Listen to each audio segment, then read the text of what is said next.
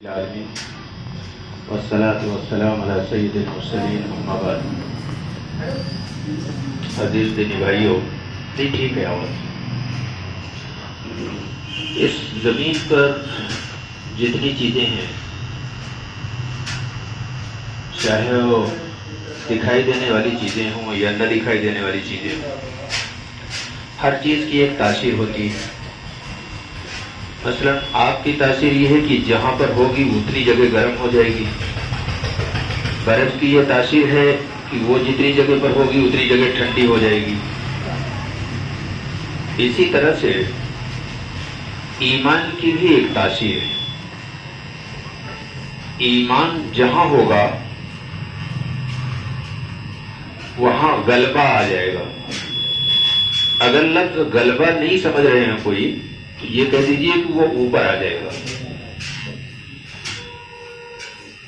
ایمان کی صفت غلبہ ہے. اب یہ بہت اہم بات آپ لوگوں کے سامنے رکھنے جا رہا ہوں. یہ قابل غور بات ہے. ایسا نہیں کہ میں تقریر یا انداز میں کوئی بات کہہ دوں اور ختم ہو جائے. یہ قابل غور بات ہے. یہ جیسے آدمی اپنی بچی کی شادی کے بارے میں گھر میں بیٹھ کر غور کرتے ہیں، ایسے یہ غور کرنے کی بات ہے. جو آج میں پوری بات اسی غور کرنے کی بات ہے. تو جب آگ کی جو تاثیر ہے وہ آدمی کو مل رہی ہے، برف کی جو تاثیر ہے وہ آدمی کو مل رہی ہے. ایمان کی تاثیر غلبہ ہے، لیکن یہ کہیں مل نہیں رہا ہے. جب ایمان کی تاثیر غلبہ ہے تو پوری دنیا میں آپ مغلوب ہیں. یہ ایک سوال ہے، اور یہ ایک ایسا سوال ہے کہ جس کو ان پڑھ آدمی بھی جانتا ہے. پوری دنیا میں جو لوگ اپنے کو ایمان والا کہتے ہیں وہ سب مغلوب ہیں، اور ایمان کی صفت غلبہ ہے. تو قرآن بھرا پڑا ہے وَأَنْتُمُ الْأَعْلَوْنَ إِن كُنتُم مُؤْمِنِينَ. اگر تم مومن ہو تو اس زمین پر سرخرو اور سربلند رہو گے، غالب رہو گے. یہ اس کائنات کے بنانے والے کریٹر جس کو ہم خالق کہتے ہیں، یہ اس کا اعلان ہے کہ جہاں ایمان ہوگا وہاں غلبہ ہوگا. اور یہ ایسا نہیں کہ خالی ایک تھیوری ہے، بلکہ یہ پریکٹیکل بھی ہو چکا. پہلے اسے سن لیں، پھر آگے کی بات سامنے رکھیں گے. مثلا اگر آج کوئی یہ کہے کہ یہ جو نیپال ہے پڑوس میں ملک، یہ اب سپر پاور ہو جائے گا، تو کوئی یقین نہیں کرے گا. دنیا کا کوئی آدمی یقین نہیں کرے گا. وہ نیپال جو غریب ملک ہے، جس کے پاس صحیح معنوں میں کھانے کا بھی نہیں ہے، وہ دنیا کی 5 سپر طاقتیں ہیں جس میں امریکہ ہے، برٹین ہے، فرانس ہے، رشیا ہے، چائنا ہے، ان سے بڑی طاقت بن جائے گا. کوئی یقین نہیں کرے گا. ٹھیک یہی جملہ رسول اکرم صلی اللہ علیہ وسلم نے آج سے 1450 سال پہلے مکے اور مدینے کے درمیان میں ایک بار اور ایک بار مدینے میں یہ بات کہا تھا. اور کس سے کہا تھا؟ ایک بار تو سراقہ اکیلے سے کہا تھا، اور ایک بار صحابہ کی 3000 جماعت کے سامنے کہا تھا. یہ کہا تھا کہ کیسر اور کسرا تمہارے ہاتھوں میں آ جائیں گے، تم ان پر غالب ہوگے، وہ مغلوب ہوں گے. مفہوم ادا کر رہا ہوں میں، یہ الفاظ نہیں ہے، اس کا مفہوم ہے. نیپال کی تو پھر بھی ایک حیثیت ہے، لیکن محمد صلی اللہ علیہ وسلم جس وقت کہہ رہے تھے سراقہ سے کہ کسرا کے کنگن تمہارے ہاتھ میں ہوں گے. کسرا مانے سپر پاور. کسرا کہتے تھے اٹلی کو.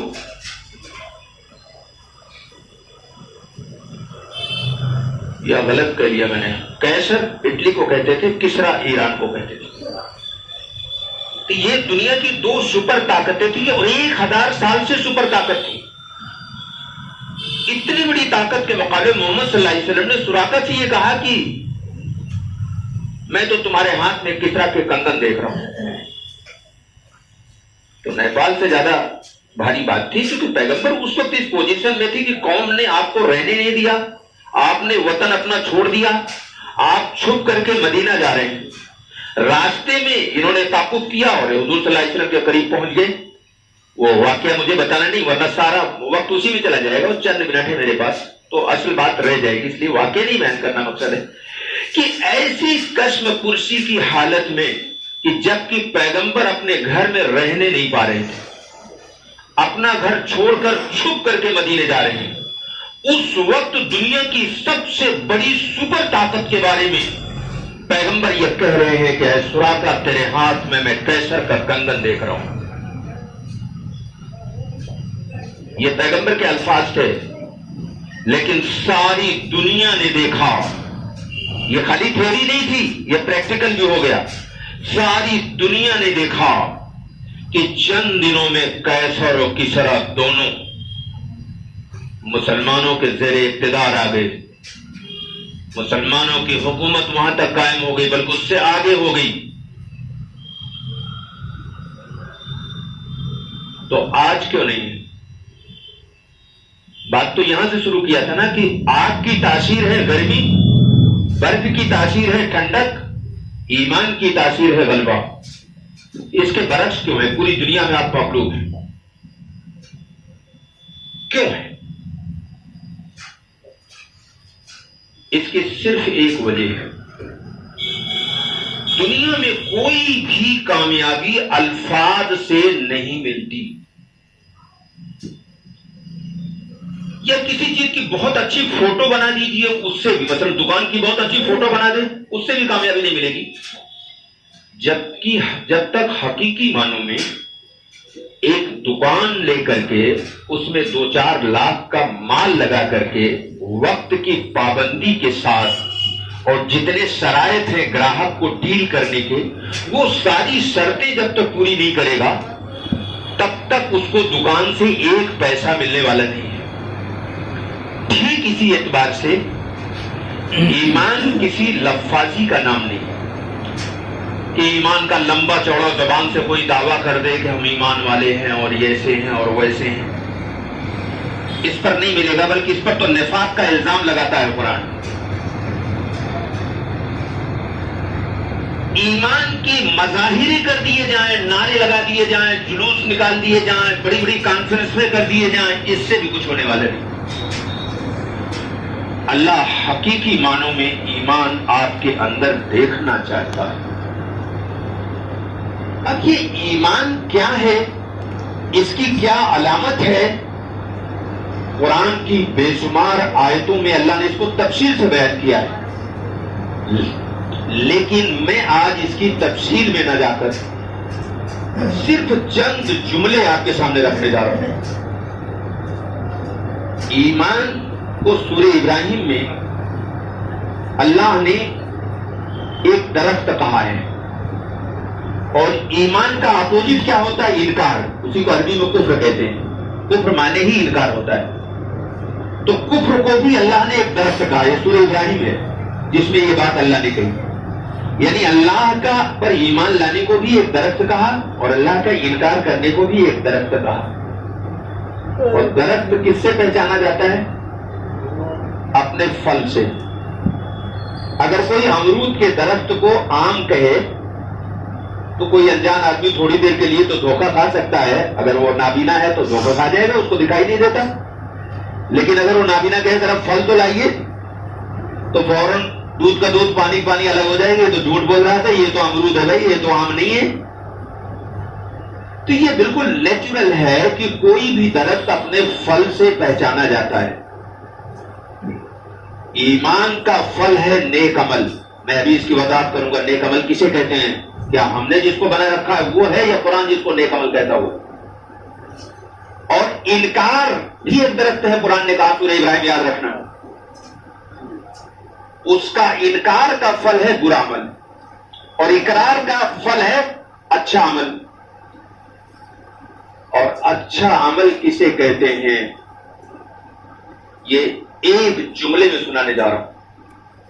اچھا عمل کسے کہتے ہیں؟ بلکہ یہ اگر مجھ سے کوئی کوشچن پٹ اپ کر لے کہ پورے دین کا خلاصہ کیا ہے، تو میں انگریزی میں کہوں گا پیوریفیکیشن آف سول. یعنی انسان کا دل تمام گندگیوں سے پاک ہو جائے، یہ پورے دین کا خلاصہ ہے۔ اور جب تک یہ دل گندگی سے پاک نہیں ہوگا، ظاہری طور پہ اخلاق کا چاہے جتنا بڑا لبادہ اوڑھ لے اور اخلاق پر چاہے جتنی اچھی تقریریں کر لیتا ہو، لیکن خدا کی قسم خدا کی قسم خدا کی قسم اس کو اخلاق چھو بھی نہیں گیا ہوگا۔ میں ایک مثال دینے جا رہا ہوں۔ مثلا کوئی آدمی کسی کے کمال کو دیکھ کر کے اس کا رد عمل ہونا یقینی ہے۔ کسی بھی چیز کو دیکھ کر اس کا ایک ہوتا ہے عمل، ایک ہوتا ہے رد عمل۔ ہندی میں کہیں گے کریا اور پرتیکریا، انگریزی میں کہیں گے ایکشن اور ری ایکشن۔ کسی بھی چیز کو دیکھ کر کے اس کا ایک ری ایکشن ہوتا ہے، ایک پرتیکریا ہوتی ہے۔ اردو میں کہیں گے ایک رد عمل ہوتا ہے۔ مثلا ہم نے ایک آدمی کو دیکھا کہ یہ بہت قابل آدمی ہے، تو اگر اس کی قابلیت کو دیکھ کر میرے دل میں خوشی ہو گئی اور اللہ کا شکر ادا کیا کہ اللہ ایسے اچھے لوگ بھی اس زمین پر ہیں، تو اس کا مطلب میرا دل پاکیزہ ہے، میرا عمل اچھا ہے، میں بااخلاق آدمی ہوں۔ اور اگر میرے اندر چبھن پیدا ہوئی کہ یہ ایسا کیوں ہے، یہ انڈائریکٹ، اردو میں کہیں گے بالواسطہ، یہ انڈائریکٹ اللہ پر اعتراض ہے کہ اللہ نے یہ نعمت اس کو کیوں دیا۔ اس لیے حدیث میں آتا ہے، اللہ کے رسول نے فرمایا حسد کرنے والا، ہندی میں عرشا کہتے ہیں، حسد کرنے والا اللہ کا دشمن ہے۔ اس لیے کہ انڈائریکٹلی یہ اللہ پر اعتراض کر رہا ہے کہ اللہ تو نے اس کو اتنا قابل کیوں بنا دیا۔ تو اب حسد کرنے والا آدمی چاہے جتنی اچھی نمازیں پڑھ رہا ہو، تہجد بھی پڑھ رہا ہو، تو اسی بھی کلیئر ہو جائے گا، بھی کئی گھنٹے کے بعد 2 جملے ملا رہا ہوں، چاہے جتنی نمازیں پڑھ رہا ہو، چاہے جتنے زبان سے وہ اپنے اخلاقی مظاہرے کر رہا ہو، لیکن اگر یہ حسد کی بھٹی میں چل رہا ہے تو خدا کی قسم خدا کی قسم خدا کی قسم اس دنیا میں دوسرے ملے گا، چاہے اربوں خربوں کا مالک ہوگا، سکون نام کی چیز اس کے پاس نہیں ہوگی۔ اور موت کے بعد خدا ایسے all people go to hell, ایسے تمام لوگ نرک کی بھٹی میں ڈال دیے جائیں گے، جس کو عربی کی زبان میں جہنم کہتے ہیں۔ اور اگر حسد سے پاک ہے تو ایسے all people go to paradise, وہ سب جنت میں چلے جائیں گے۔ تو انسان کے اندر میں کیا بن رہا ہے، فیصلہ اس پر ہے۔ قرآن نے 2 ٹوک کہا، قد افلح من زکاھا وقد خاب من دساھا۔ کامیاب ہوا وہ جس نے اپنے اپنوں کو پاک کر لیا، پاکیزہ بنا لیا۔ ناکام ہوا وہ جس نے اپنے کو گندا بنا لیا، حسد سے، کینہ سے، بغض سے، عداوت سے اپنے کو بھر لیا، ناکام ہو گیا۔ اس پر ایک بڑی عجیب بات یاد آ گئی۔ عیب دار جانور کی قربانی اللہ کو منظور نہیں ہے۔ ارے بھائی لکھنؤ والوں ذرا بولو تو، ارے یہ صحیح ہے؟ تو پھر قربانی کرنے والے کی عیب دار زندگی اللہ کے ہاں قبول ہو جائے گی؟ یہ قربانی کا مذاق ہے۔ سینکڑوں بیکرے کی قربانی کر کے نمائش کرنے والے ظالموں، تمہاری زندگی حسد سے، کینہ سے، جھوٹ سے، فریب سے، مکر سے، خیانت سے، وعدہ خلافی میں ڈوبی ہوئی ہے، اور مظاہرے کر رہا ہے کہ میں بہت بڑا اللہ والا ہوں۔ قرآن آواز دیتا ہے کہ تو اس زمین کا سب سے بڑا بے دین ہے۔ الحق مر، حق کڑوا ہوتا ہے، لیکن ہر زمانے میں کوئی کہنے والا پیدا ہوتا ہے۔ میں سوچتا ہوں شاید اللہ میرا بھی اس میں شمار کر دے۔ اس دین پر جنت ملے گی؟ ارے جس دین پر یہ پوری دنیا تم سے چھین لی گئی، جس دین پر تم دنیا میں فٹ بال بنا دیے گئے ہو، اس دین پر تمہیں جنت مل جائے گی۔ جو دین تمہیں دنیا نہیں دے رہا ہے، وہ دین تمہیں جنت کیسے دے دے گا؟